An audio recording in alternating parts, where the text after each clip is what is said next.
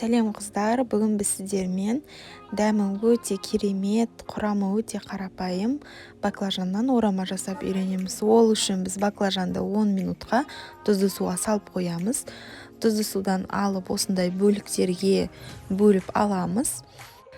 Баклажанның ортасына жағатын салмасын дайындау үшін бізге майонез, тұз, бұрыш, қызанақ, сарымсақ, аз ғана ірімшік және де зелень қажет болады. Барлығын әдемілеп араластырамыз.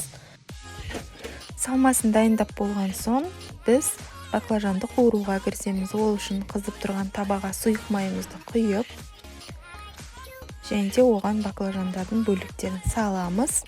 Баклажандарымыз баяу отта қызғаннан соң кері айналдырып екінші жағында қуырып аламыз. Мінекей бізде баклажандарымыз дайын болды.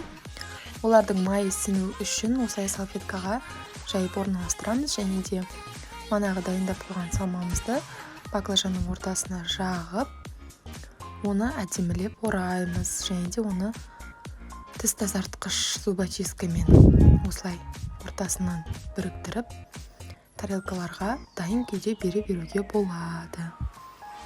Және де естеріңізде болсын, қызанақты өте ұсақ қылып турауларыңыз қажет, себебі баклажанды ораған кезде ол маңызды.